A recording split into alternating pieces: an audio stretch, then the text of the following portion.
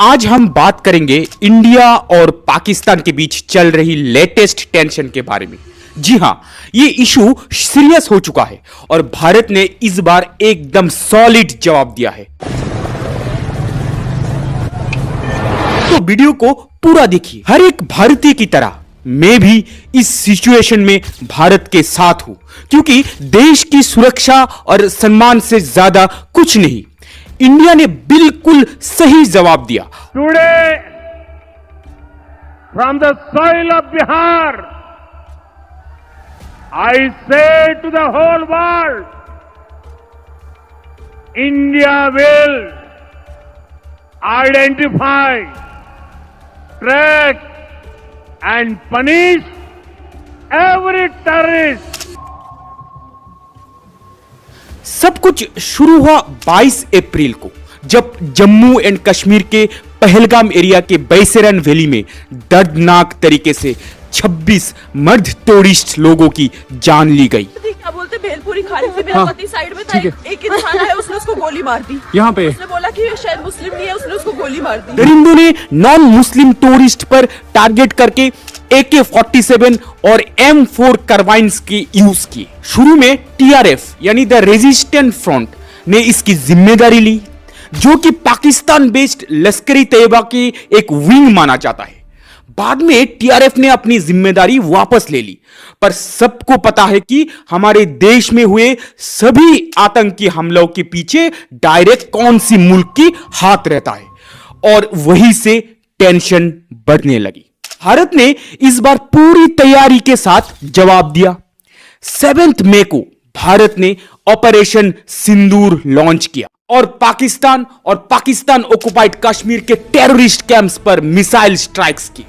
Indian air force के Rafale jets और scalp missiles का इस्तेमाल हुआ।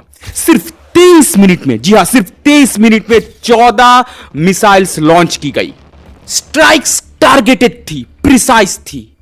भवलपुर, मुरीद और मुजफ्फरबाद जैसे टेररिस्ट हब्स पर डायरेक्ट हिट हुआ। भारत ने क्लियर कर दिया कि यह अटैक सिर्फ टेररिस्ट इंफ्रास्ट्रक्चर पर था और सिविलियंस को नुकसान ना हो, यह बार बार एंश्योर किया गया।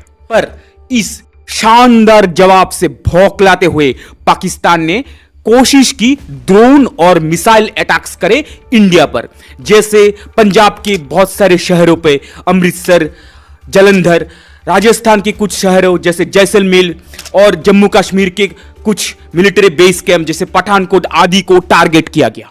लेकिन भारत ने अपने S-400 मिसाइल डिफेंस सिस्टम, जिसे सुदर्शन चक्र भी कहा जाता है, उससे उनके अक्सर अटैक्स को इंटरसेप्ट कर लिया। पाकिस्तान क्लेम्स कर रहा कि उन्होंने कुछ इंडियन जेट्स गिरा दिए हैं, पर भारत ने इसे कंप्लीटली डिनाई किया है। सच यह है कि पाकिस्तान को इस पूरे इंसिडेंट में बहुत बड़ा नुकसान उठाना पड़ा। उनके कई टेरर कैंप्स जैसे भवलपुर और मुरीद के पूरी तरह डिस्ट्रॉय हो गए हैं। पाकिस्तान की एयरफोर्स को भी लॉसेस हुए और उनका ड्रोन अटैक प्लान फेल हो गया। इस सिचुएशन में पाकिस्तान को स्ट्रेटेजिक और मोरल दोनों फ्रंट पर हार सामना करना पड़ा। टेंशन के दौरान एक चीज बिल्कुल साफ है, पाकिस्तान की कमजोरी। भारत के पास सुपीरियर मिलिट्री पावर है, एडवांस फाइटर जेट्स है और S-400 मिसाइल डिफेंस सिस्टम है, जो पाकिस्तान के ड्रोन और मिसाइल अटैक्स को भी फेल कर रहा है। इंडिया की टेक्नोलॉजिकल सुपीरियरिटी और वेल प्लान्ड स्ट्रेटेजीज ने पाकिस्तान को हर लेवल पर पीछे छोड़ दिया है। पाकिस्तान के अटेम्प्ट्स वीक और अनप्लान्ड लग रहे हैं, जो उनकी मिलिट्री स्ट्रेंथ में कमी को दिखाता है। इस पूरे सिचुएशन में भारत के जवानों की बहादुरी को कभी भूलना नहीं चाहिए। बॉर्डर पर अपनी जान की परवाह किए बिना ये लोग दिन रात देश की सुरक्षा कर रहे हैं। LOC क्लैशेस या ड्रोन स्ट्राइक्स को रोकना हो, हमारे जवानों ने हमेशा अपनी ड्यूटी को पहले रखा है। इनकी डेडिकेशन और देशभक्ति हम सब के लिए एक इंस्पायरेशन है। इसी के साथ गवर्नमेंट ने भी कुछ मेजर्स ली फॉर पब्लिक सेफ्टी, जो आपको जानना चाहिए। ऑपरेशन अभ्यास यानी एक nationwide civil defence drill, जिसमें लोगों को इमरजेंसी सिचुएशन के लिए तैयार किया गया। सोशल मीडिया रेस्ट्रिक्शन यानी फेक न्यूज और हेट स्पीच को रोकने के लिए सोशल मीडिया प्लेटफॉर्म्स पर रेस्ट्रिक्शन किए गए। सिक्योरिटी मेजर्स जैसे मेजर सिटीज में सिक्योरिटी बढ़ाई गई है और फाइनेंशियल मार्केट्स को स्टेबल रखने के लिए सरकार ने एश्योरेंस दिया है। आईपीएल 2025 को अभी कुछ दिन के लिए सस्पेंड कर दिया गया है क्योंकि पब्लिक सेफ्टी गवर्नमेंट की प्रायोरिटी है। फैंस थोड़ा अपसेट है लेकिन सिचुएशन को देखते हुए यह जरूरी था।